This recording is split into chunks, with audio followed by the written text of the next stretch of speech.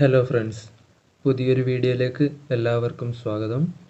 ഇന്ന് ഡിസ്കസ് ചെയ്യാൻ പോകുന്നത് സാന്ദ്ര ഗിൽബർട്ട് ആൻഡ് സൂസൻ ഗുബാർ എന്നിവർ എഴുതിയ the mad woman in the attic എന്ന വർക്കാണ്. ഇതിൻ്റെ സമ്മറിയും അനാലിസിസുമാണ് നോക്കുന്നത്. വീഡിയോ ഇഷ്ടപ്പെട്ടാൽ ലൈക്ക് ചെയ്യുക, ഷെയർ ചെയ്യുക, സബ്സ്ക്രൈബ് ചെയ്യുക. നേരെ വീഡിയോയിലേക്ക് കടക്കാം. The mad woman in the attic എഴുതിയത് രണ്ട് സ്ത്രീകൾ ചേർന്നിട്ടാണ്. അതിൽ ഒന്നാമത്തത് സാന്ദ്ര ഗിൽബർട്ട് ആണ്. അപ്പോൾ എബൌട്ട് ദ ഓതറിൽ നമുക്ക് സാന്ദ്ര ഗിൽബർട്ടിനെ കുറിച്ച് നോക്കാം. ഇവർ ഒരു American literary critic and poet ആണ്. 1936 ജനിച്ചത്. ഇവരുടെ വർക്കിൽ നമുക്ക് പ്രധാനമായിട്ടും കാണാൻ പറ്റുന്നത് feminist literary criticism, feminist theory and psycho analytic criticism എന്നിവയുടെ ഇൻഫ്ലുവൻസ് ആണ്. ഇനി നേരെ ക്രിട്ടിക്കൽ വർക്ക് നോക്കുകയാണെങ്കിൽ acts of attention, the poems of DH Lawrence എന്നതാണ് ഈ സ്ത്രീയുടെ ക്രിട്ടിക്കൽ വർക്കിൽ പ്രധാനപ്പെട്ടത് ഉള്ളത്. പോയട്രിയിൽ നോക്കുമ്പോൾ in the fourth world, the summer kitchen, ghost volcano എന്നിവ പോയട്രിയിലും ഉൾപ്പെടുന്നുണ്ട്. അതുകൂടാതെ നോൺ ഫിക്ഷൻസും ഇദ്ദേഹം എഴുതിയിട്ടുണ്ട്. അതിൽ പ്രധാനപ്പെട്ടതാണ് റീറീഡിംഗ് woman, 30 years of exploring our literary tradition and wrongful death, a medical tragedy. Next author Susan Gubar എന്ന് പറഞ്ഞിട്ടുള്ള സ്ത്രീയാണ്. ഇവർ 1944 ജനിച്ചത്. അമേരിക്കൻ ഓതർ ആൻഡ് പ്രൊഫസർ ആയിരുന്നു.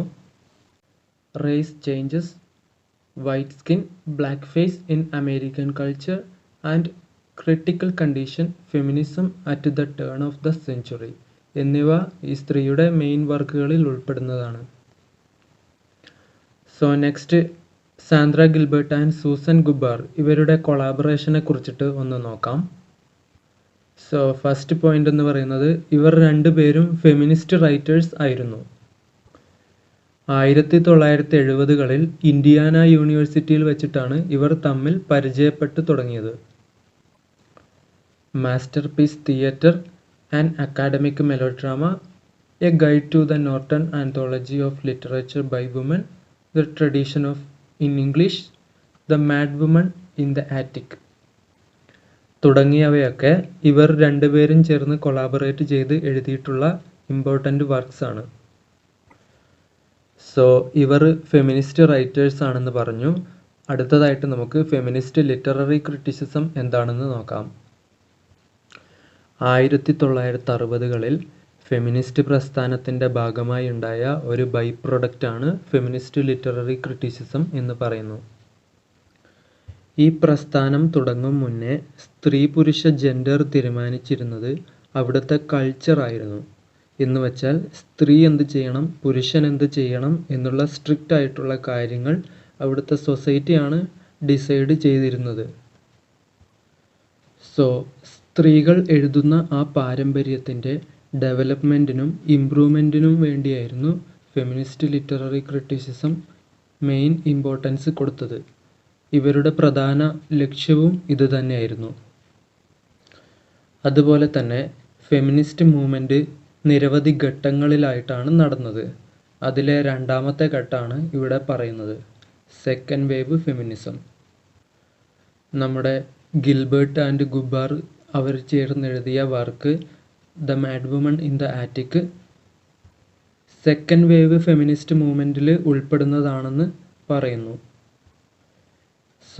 ലീഗൽ റൈറ്റ്സ് ആയിട്ടുള്ള വോട്ടിംഗ് റൈറ്റും നമ്മുടെ പ്രോപ്പർട്ടി കൈവശം വെക്കാനുള്ള അവകാശങ്ങളും അതിനെക്കുറിച്ചൊക്കെയാണ് ഫസ്റ്റ് വേവ് ഫെമിനിസം കൺസേൺ ചെയ്തത്. എന്നാൽ സെക്കൻഡ് വേവ് ഓഫ് ഫെമിനിസത്തിൽ കൂടുതൽ ഫോക്കസ് ചെയ്തത് സോഷ്യൽ ഇഷ്യൂസ് ആയിട്ടുള്ള sexuality, family, reproductive rights, work place എന്നിവിടങ്ങളിലുള്ള കാര്യങ്ങളെക്കുറിച്ചാണ്. അതുപോലെ തന്നെ എഡ്യൂക്കേഷൻ ഫോർ വുമൻ എന്നതിനെയും ഇവർ പ്രൊമോട്ട് ചെയ്തിട്ടുണ്ട്. അടുത്തതായിട്ട് നമുക്ക് നേരെ വർക്കിലേക്ക് കടക്കാം. The mad woman in the attic എഴുതിയത് രണ്ട് സ്ത്രീകളാണെന്ന് പറഞ്ഞു. ഗിൽബർട്ട് ആൻഡ് ഗൂബർ എന്ന് നമുക്ക് അവരെ ചുരുക്കി പറയാം. ഈ ബുക്കിൻ്റെ full title the mad woman in the attic, the woman writer and the 19th century literary imagination എന്നാണ്. കൂടാതെ സെക്കൻഡ് വേവ് ഓഫ് ഫെമിനിസത്തിൽ ഉൾപ്പെടുന്നതാണ് ഈ വർക്ക് എന്നും നമ്മൾ പറഞ്ഞു കഴിഞ്ഞു. ഫസ്റ്റ് ഈ വർക്ക് പബ്ലിഷ് ചെയ്തത് 1979 2000 സെക്കൻഡ് എഡിഷനും പുറത്തിറക്കി. ഈ ബുക്കിൽ ആകെ 700 പേജുകളാണുള്ളത്. 16 ചാപ്റ്റേഴ്സും 6 പാർട്സും ആക്കിയിട്ട് ഡിവൈഡ് ചെയ്തിട്ടാണ് ഉള്ളത്. ഓരോ പാർട്ടുകളും 19-ാം നൂറ്റാണ്ടിലെ വിമൻ റൈറ്റേഴ്സിനെ കുറിച്ചിട്ടാണ് പ്രതിപാദിക്കുന്നത്. Jane Austen, Emily Bronte, Charlotte Bronte, George Eliot, Anne Bronte, Christina Rossetti, Elizabeth Barrett Browning എന്നിവരൊക്കെയാണ് മേജർ വിമൻ റൈറ്റേഴ്സ്. സോ അത്രയാണ് ഈ വർക്കിനെ കുറിച്ച് ഒരു ഇൻട്രൊഡക്ഷൻ തരാനുള്ളത്. അടുത്തതായിട്ട് നമുക്ക് നേരെ സമ്മറി ആൻഡ് അനാലിസിസിലോട്ട് പോവാം.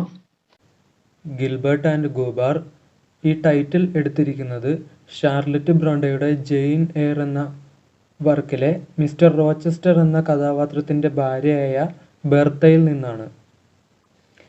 ഈ ബെർത്തയെ തൻ്റെ ഭർത്താവായ റോച്ചസ്റ്റർ തോൺഫീൽഡ് ഹാളിലെ ആറ്റിക്കിലുള്ള ഒരു റൂമിൽ പൂട്ടിയിട്ടിരിക്കുകയാണ് ചെയ്യുന്നത്. ഇവൾക്ക് ഭ്രാന്താണെന്നാണ് റോച്ചസ്റ്റർ പറയുന്നത്. അടുത്തതായിട്ട് പറയുന്നത് Gilbert and Gubar patriarchal culture, പുരുഷ മേധാവിത്വ സംസ്കാരത്തെ കൂടി അനാലിസിസ് ചെയ്യുകയാണ് the mad woman in the attic എന്ന വർക്കിലൂടെ. ലിറ്റററി ഫിഗേഴ്സും എഴുത്തുകാരുമായിട്ടുള്ള സ്ത്രീകളുടെ സ്ഥാനവും ഗിൽബർട്ടും ഗൂബാറും ചേർന്ന് വിലയിരുത്തുന്നു. സോ ഇവർ പറയുന്ന മറ്റൊരു കാര്യം എന്തെന്നാൽ, പുരുഷന്മാർ എഴുതിയുണ്ടാക്കുന്ന നോവലുകളിൽ സ്ത്രീ ക്യാരക്ടേഴ്സിനെ കാറ്റഗറി ചെയ്തിരിക്കുന്നത് ഒന്നെങ്കിൽ ഏഞ്ചൽ ആയിട്ടോ അല്ലെങ്കിൽ മോൺസ്റ്റർ ആയിട്ടോ ആണെന്ന് പറയുന്നു. പുരുഷ മേധാവിത്വ സമൂഹത്തിൽ ഒരു ഐഡിയൽ വുമൻ എങ്ങനെയായിരിക്കണമെന്നാണ് ഏഞ്ചൽ ക്യാരക്ടറിലൂടെ പുരുഷന്മാരായ കവികൾ അവരുടെ കൃതികളിലൂടെ പറയുന്നത്. ഇതിനു നേരെ വിപരീതമായാണ് മോൺസ്റ്റർ കഥാപാത്രങ്ങളിലൂടെ അവർ സ്ത്രീകളെ ചിത്രീകരിച്ചത്. ഇനി ജെയിൻ എയർ എന്ന വർക്കിനെ കുറിച്ച് നോക്കുകയാണെങ്കിൽ, ഇതിലെ പ്രധാന കഥാപാത്രമായ ബെർത്ത മേസണെ അൺകൺട്രോളബിൾ പാഷൻ ആൻഡ് മാഡ്നസ് ഉള്ള ഒരു സ്ത്രീയായിട്ടാണ് റെപ്രസെൻ്റ് ചെയ്തിരിക്കുന്നത്. മറ്റൊരു തരത്തിൽ പറഞ്ഞാൽ ഒരു മോൺസ്റ്റർ ആയിട്ടാണ് ഷാർലറ്റ് ബ്രോണ്ടെ ഈ ബെർത്ത മേസണെ ഇതിൽ ചിത്രീകരിച്ചിരിക്കുന്നത്. സോ ബെർത്തയെ അക്രമാസക്തമായ ഒരു കഥാപാത്രമായിട്ടാണ് ജെയിൻ എയറിലൂടെ നമുക്ക് കാണാൻ പറ്റുക. അതുകൊണ്ട് തന്നെ ബെർത്തയുടെ വയലൻ്റ് നേച്ചറും ജെയിനിൻ്റെ കാം മൊറാലിറ്റിയും ശാന്തമായ മൊറാലിറ്റിയും വ്യത്യസ്തമാണെന്ന് പറയാം. ജെയിൻ എന്ന കഥാപാത്രത്തിന് ഏഞ്ചൽ ഓർ ഐഡിയൽ വുമൻ ആവാനുള്ള എല്ലാ ക്വാളിറ്റീസും ഉണ്ട്. എന്നാൽ അതേ സമയത്ത് തന്നെ Jane passionate, independent and courageous ആണെന്നും പറയുന്നു. ഇത് ഏഞ്ചൽ ക്യാരക്ടറിന് നേരെ വിപരീതമായിട്ടുള്ള ക്യാരക്ടറാണ്. ജെയിൻ എയർ എന്ന വർക്കിലെ സ്ത്രീ കഥാപാത്രമായ ജെയിൻ പുരുഷന്മാരുടെ കീഴിൽ ഇൻഫീരിയർ ആയിട്ട് നിൽക്കാനുള്ള ആ പൊസിഷൻ അവൾ റെഫ്യൂസ് ഓർ റിജക്റ്റ് ചെയ്യുന്നുണ്ട്. അതുപോലെ ചൈൽഡ്ഹുഡ് അഡ്വഞ്ചർ ആയിട്ടുള്ള ലോവുഡ് സ്കൂളിലെ കാര്യങ്ങളും പിന്നീടുള്ള റോച്ചസ്റ്ററിനെ വിവാഹം കഴിക്കാൻ വിസമ്മതിക്കുന്നതും ഇതിന് ഉദാഹരണമായിട്ട് പറയാം.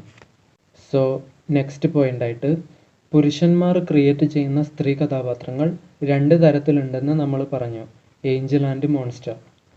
ഈ പുരുഷന്മാർ ക്രിയേറ്റ് ചെയ്ത ഈ ഒരു രീതി സ്ത്രീ എഴുത്തുകാരിലും അതിൻ്റെ ഇൻഫ്ലുവൻസ് നമുക്ക് കാണാൻ വേണ്ടി പറ്റിയിരുന്നു. എന്നാൽ ഗിൽബർട്ടും ഗൂബറും പറയുന്നത് 17-ാം നൂറ്റാണ്ടിൽ ഫീമെയിൽ റൈറ്റേഴ്സ് എഴുതാൻ തുടങ്ങിയപ്പോൾ ഏഞ്ചൽ ആൻഡ് മോൺസ്റ്റർ എന്ന 2 തരം സ്ത്രീ കഥാപാത്രങ്ങളെ ക്രിയേറ്റ് ചെയ്ത പുരുഷന്മാരുടെ ആ രീതിക്ക് മങ്ങൽ വരാൻ തുടങ്ങി എന്നാണ്. അതിനൊരു ബ്ലറ് വരാൻ തുടങ്ങി.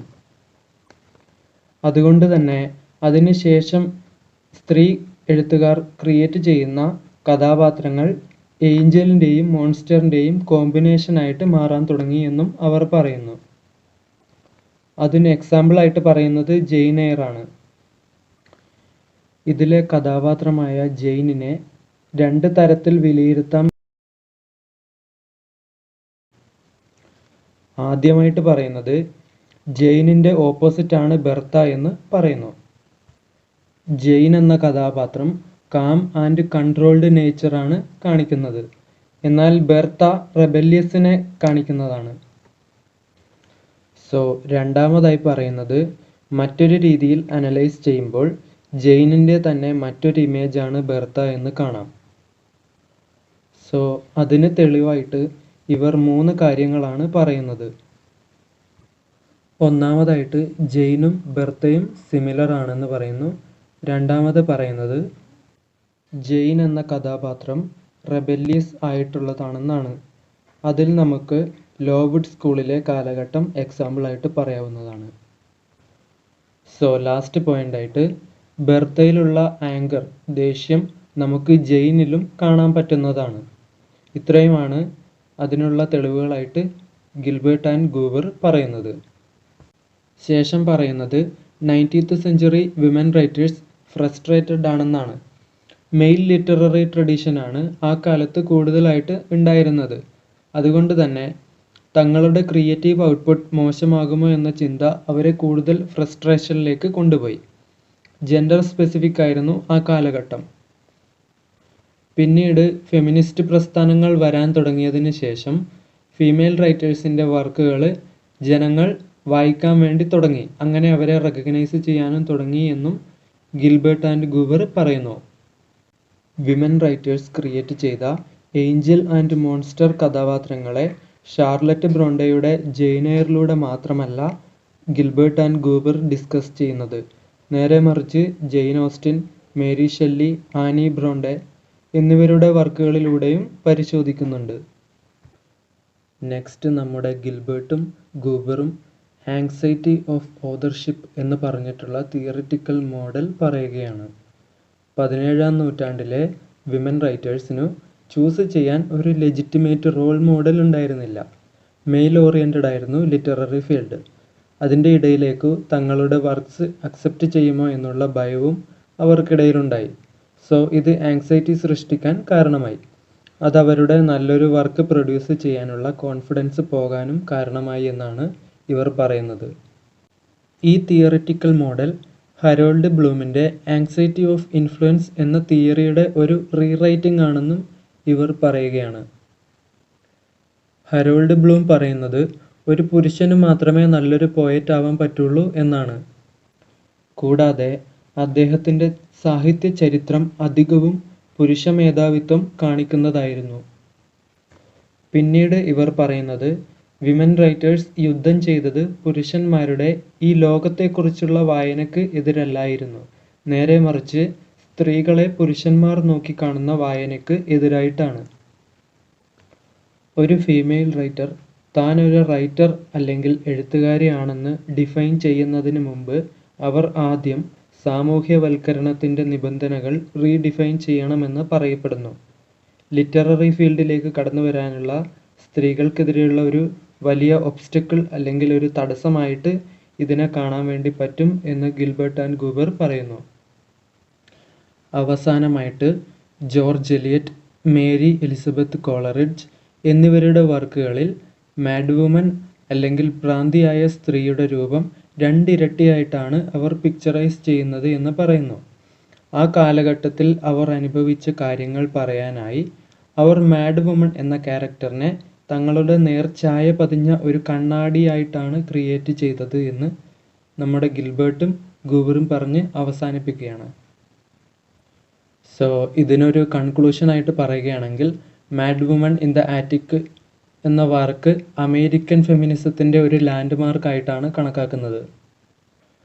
സോ ഈ വർക്ക് സെക്കൻഡ് വേവ് ഫെമിനിസത്തിൽ ഉൾപ്പെടുന്നതായതുകൊണ്ട് തന്നെ ആ ഒരു കാലഘട്ടത്തെ കൂടുതൽ സ്ട്രെങ്തൻ ചെയ്യാൻ വേണ്ടി ഈ വർക്ക് സഹായിച്ചു. ആകെ മൊത്തം ടോട്ടലി പറയുകയാണെങ്കിൽ 19th സെഞ്ച്വറിയിലെ സ്ത്രീകൾ മെൻ്റലി ആൻഡ് ഫിസിക്കലി സഫർ ചെയ്തു എന്നാണ് പറയുന്നത്. കൂടാതെ 19ാം നൂറ്റാണ്ടിലെ സമൂഹത്തിലെ സ്ത്രീകളെയും പുരുഷന്മാരെയും ഒരുപോലെ ഈ mad woman in the attic എന്ന കൃതി പ്രതിപാദിക്കുന്നുണ്ട്. ഇത്രയാണ് mad woman in the attic എന്ന വർക്കിനെ കുറിച്ച് പറയാനുള്ളത്. That's all about it. Thank you. അടുത്ത വീഡിയോ ആയിട്ട് കാണുന്നവരേക്കും ബൈ ബൈ.